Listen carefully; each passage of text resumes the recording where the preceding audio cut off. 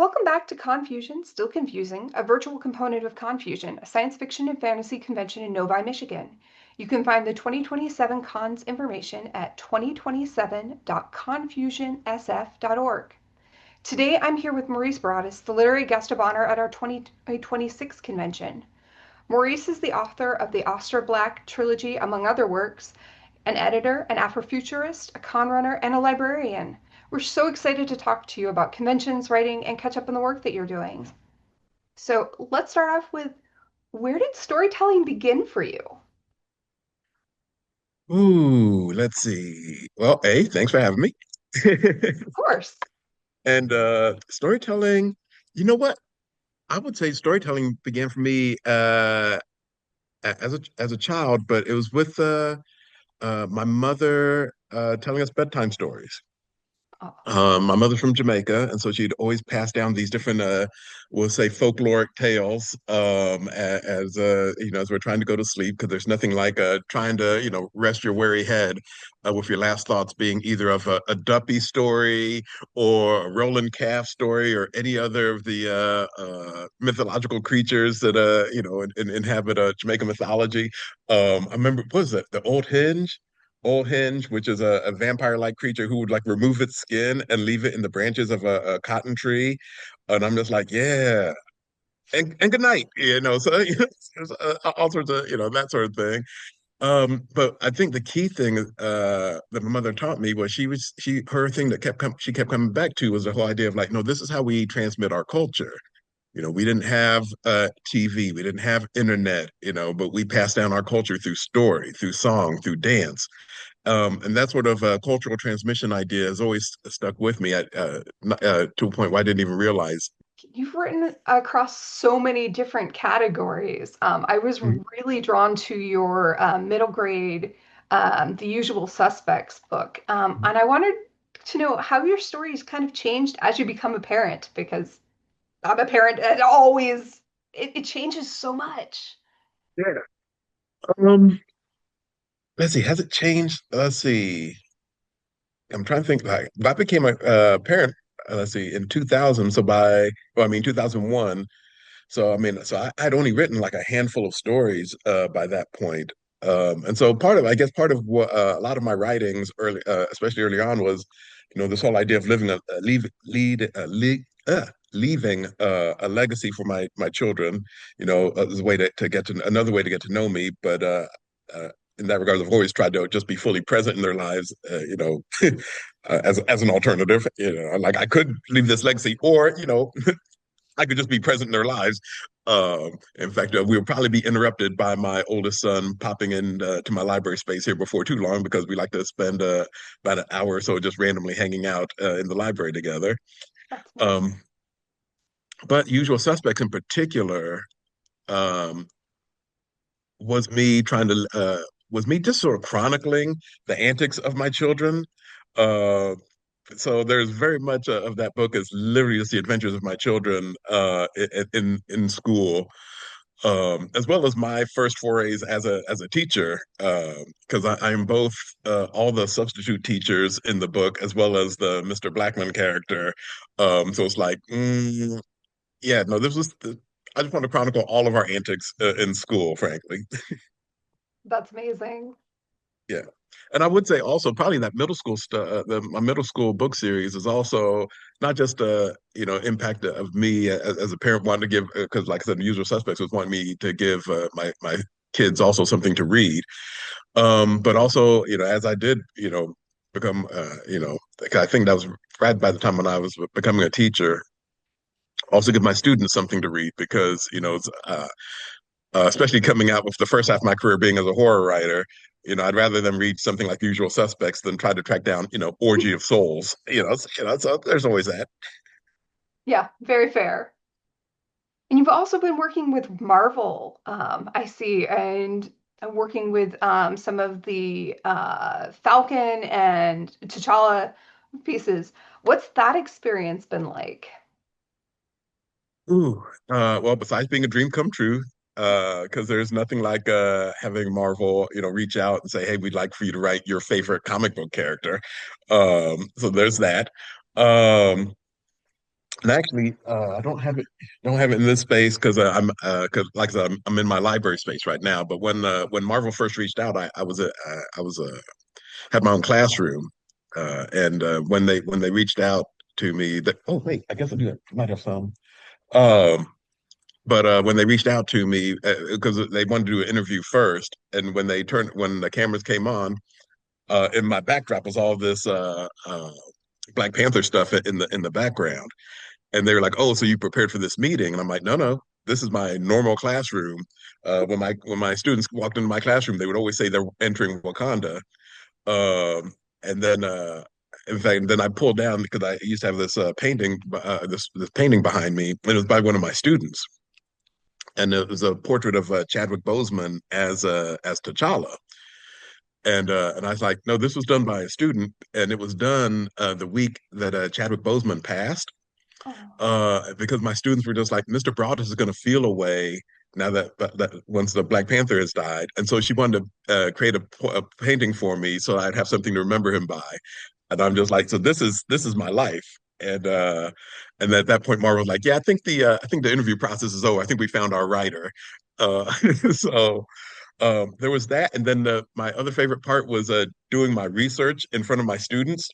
And they're like, Mr. Broaddus, what are you doing? Because they'd see this big pile of comic books in front of me. And I'm like, I am doing research. And that's they're like, great. wait, we want to do research too. I'm like, yeah, graduate first. Then you can research all you want.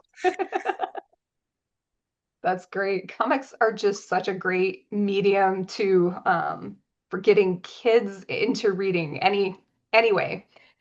Um, Oh yeah, because I mean, even like I keep saying I'm in the library space, but I'm in my as part one of my day jobs is working as a librarian, and I'm just surrounded by I mean, you will occasionally hear the doors sort of peek in as they're like, "Is the library open? Is the library open? Are my books ready?" And it's because you know there's a whole lot of manga here that they're reading, and it's just taken over the library space, and I absolutely love it because comic books is what got me into reading, and drew me into storytelling, and I'm like, I'm happy to see it still fueling kids' imagination and love of reading.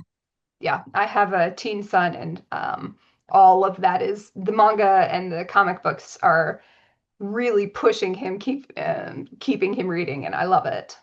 Hmm. So, your third book in the Astra Black trilogy is coming out soon. Am I saying that correctly? Is it Astra or Astra? Astra. Uh-huh.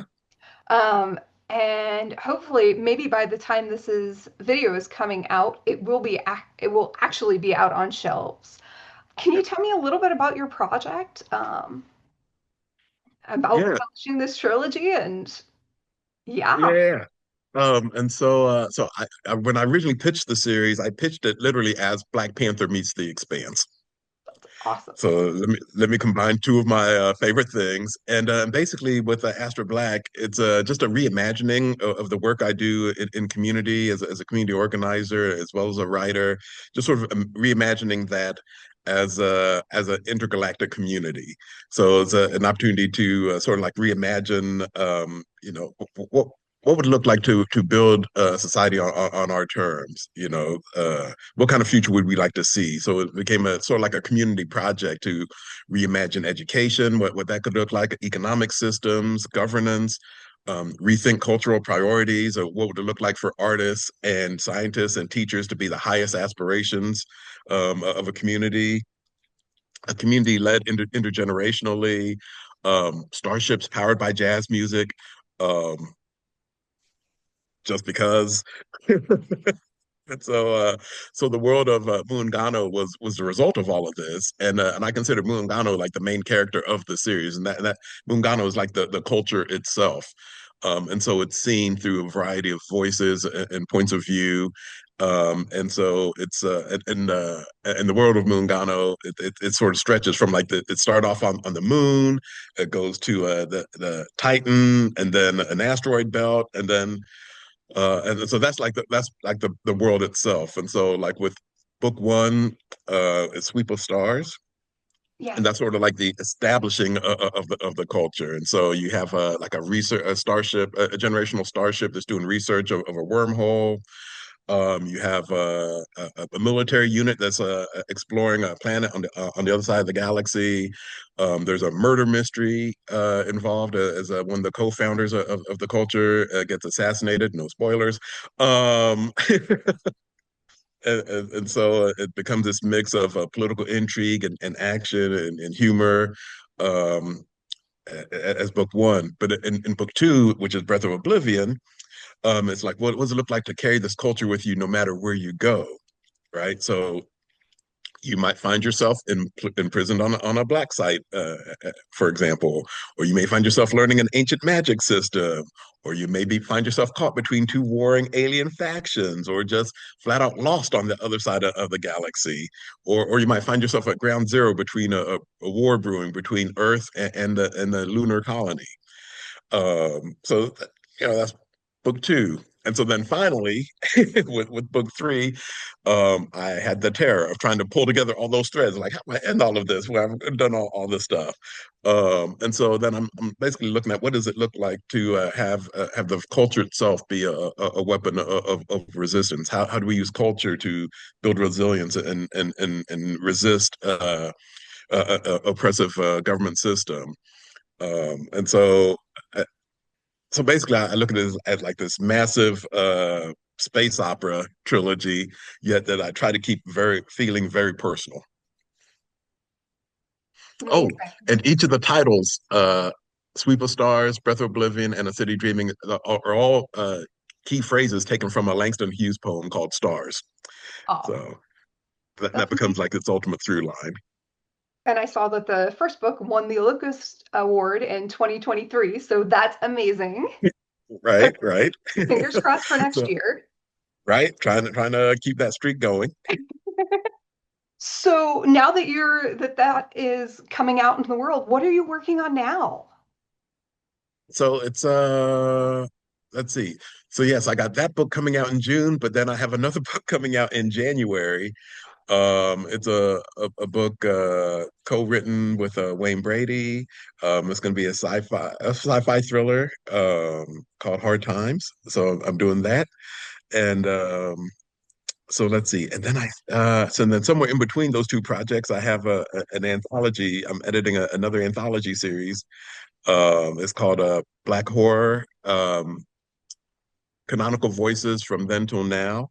So it's just looking at the modern era of Black horror and what sort of stories shape the genre, shape the market, that sort of thing. So and then probably a half dozen short stories also sprinkled throughout that.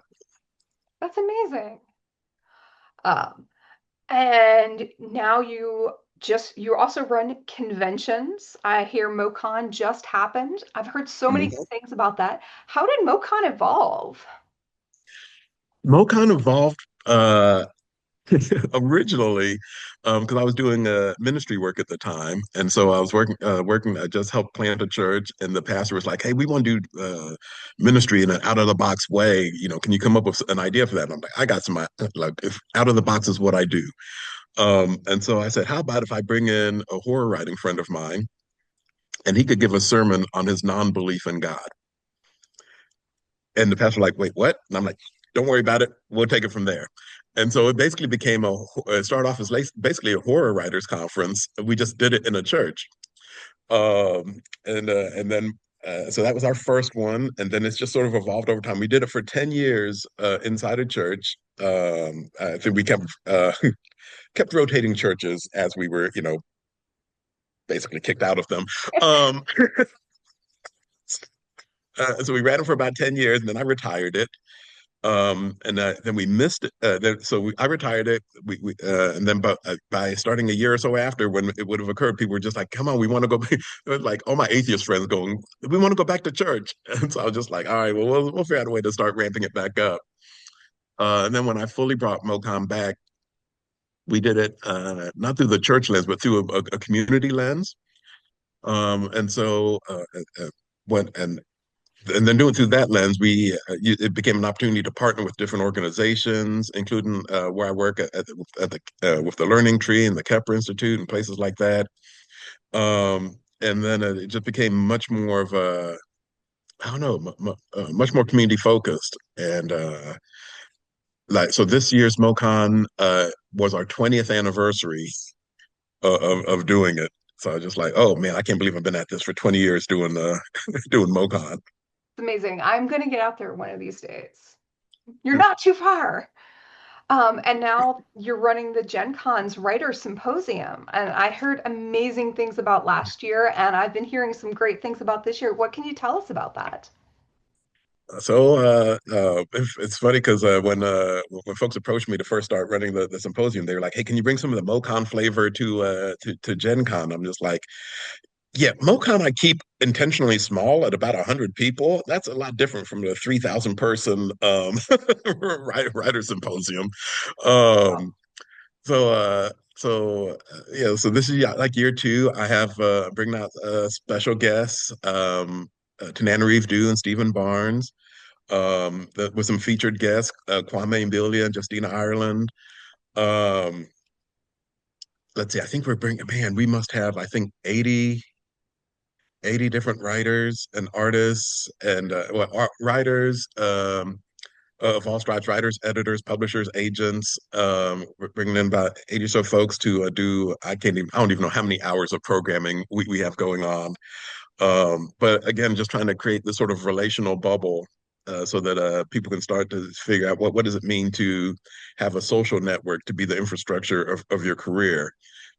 Not trying to do business through the transactional lens of like, oh, we got to come and show books. No, no, no, no, no.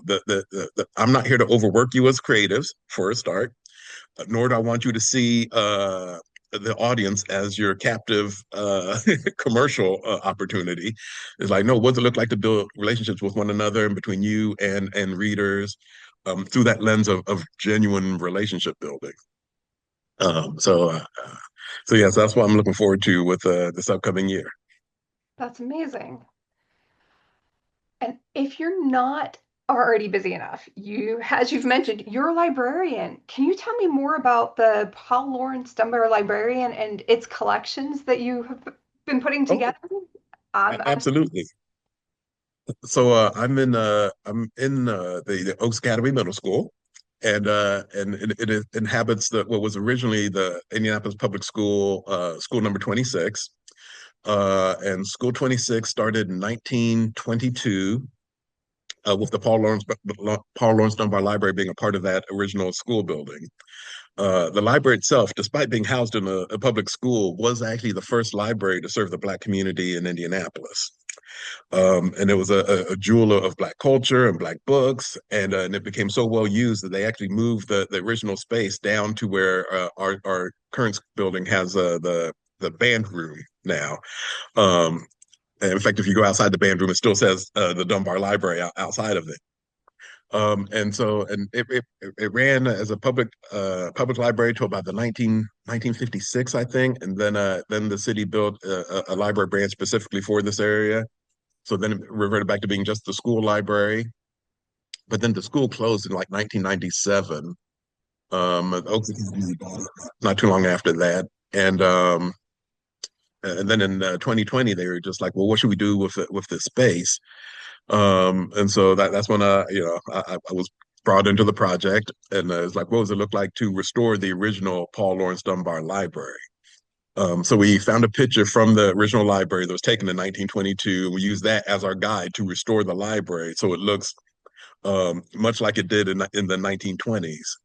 And that was and so I had two conditions for taking on the project. One was to I'd get to run a residency program, and so we do the Mari Evans residency program where I bring in authors and artists of color to work with our students for one, but then also do work in the community.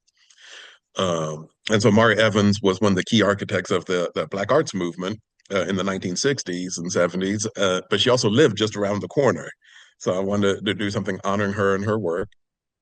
And then the second edition was I would curate three special collections. And so one would be the Harlem Renaissance collection, because those have been the books that would have been originally on the shelves for in the Paul Laurence Dunbar Library.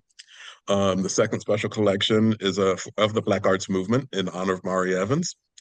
And then the third special collection is an Afrofuturist collection because that's what I write. Yeah, So in a lot of ways, in fact, a parent just pointed this out yesterday. Like, oh, so it's like having it's like the past, present, and future just in book collections. And I'm like, yeah, I'm stealing that. That's exactly what it is moving forward. that's amazing.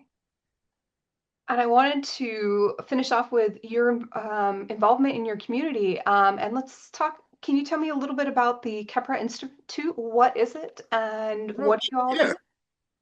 yeah. So I think this celebrated its 20th anniversary not too long ago. And Kepler Institute started with three co-founders who came together mostly because two of the parents, their oldest son, had was failing math, and it was really slick and like not letting them know that he was supposed to take summer school until the last minute when the deadline had passed. It was too late for them to register him for summer school, and so so they're like, okay, that was slick, well played. However, we're gonna create a summer internship program for you, and so it's a mix of entrepreneurship and cultural lessons as a part of a summer program while he still had to complete his math work. Um, but and then one of the other co-founders was like, "Hey, can my godson be a part of this?" And then pretty soon they had like a several neighborhood children as a part of it. So there was a cohort of about half dozen to a dozen young black men in this program, and that became the original iteration of the Kepler Institute.